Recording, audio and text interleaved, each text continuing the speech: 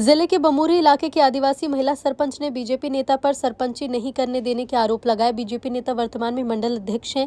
सरपंच ने गुरुवार को कलेक्ट्रेट पहुंचकर आवेदन दिया और कार्रवाई की मांग की। जानकारी के अनुसार ममता सहरिया पत्नी शिवराज सहरिया बमूरी जनपद के रामनगर पंचायत की सरपंच हैं। गुरुवार को कलेक्टर कार्यालय पहुंची। उन्होंने कलेक्टर के नाम ज्ञापन प्रशासन को सौंपा। ज्ञापन में बताया कि रामनगर पंचायत निवासी बलराम यादव बीजेपी नेता है। उसे फतेहगढ़ क्षेत्र का मंडल अध्यक्ष बना रखा है। वो रामनगर की सरपंच ममता सहरिया को सरपंची नहीं करने दे रहा। पंचायत का कार्य शांतिधाम का काम और सीसी रोड का काम नहीं करने दे रहा है। पार्टी के दम पर सरपंच सचिव का डोंगल बंद करा रखा है, जिस कारण मटेरियल नहीं खरीद पा रहे, जिससे विकास कार्य रुका है। उन्होंने कहा कि बलराम यादव कहता है कि अगर सरपंच ने काम किया तो अपने ट्रैक्टर से शांतिधाम को गिरा दूंगा, सीसी रोड को ट्रैक्टर से खोद दूंगा। वो कहता है कि पंचायत का काम मैं ही करूंगा, तुझे सरपंच मैंने बनाया है। उसने जनपद के अधिकारी और कर्मचारियों पर दबाव बना रखा है, इस कारण वो भी काम नहीं कर पा रहे हैं। पंचायत में जो सहरिया बंगला बनाकर तैयार कर दिया है, उसका पैसा नहीं निकालने दे रहा है। केशव किरार गुना वाले ईपीयू करते थे, उनसे भी जनपद अधिकारियों ने मना करवा दिया है। दूसरी जगह गए तो मना करा दिया। उन्होंने कहा कि बलराम यादव उन्हें बहुत परेशान कर रहा है। रामनगर पंचायत में बीजेपी नेता बलराम यादव की दबंगई चल रही है। अब मैं क्या करूं, मर जाऊं या आत्महत्या कर लूं। ज्ञापन के जरिए महिला सरपंच ने कार्रवाई की मांग की है। नाम है शिवराज। क्या समस्या लेके आए हो आज आप कलेक्टर साहब? बीजेपी के दबंग नेता परेशान कर रहे हैं बलराम यादव, जो फतेहगढ़ मंडल अध्यक्ष है। कोई भी काम करने नहीं दे रहा है। मेरा सरपंच और सचिव का बीएससी बंद करा दिया गया है, ना कोई बिल लगने दे रहा है।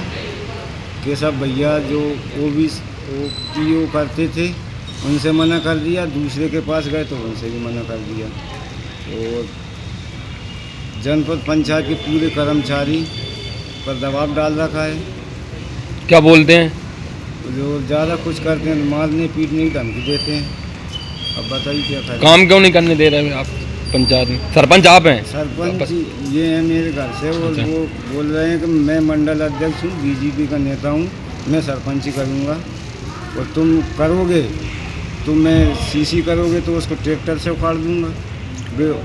कुछ भी करोगे, बिल्डिंग बनाओगे तो उसको ट्रैक्टर से गिरा दूँगा।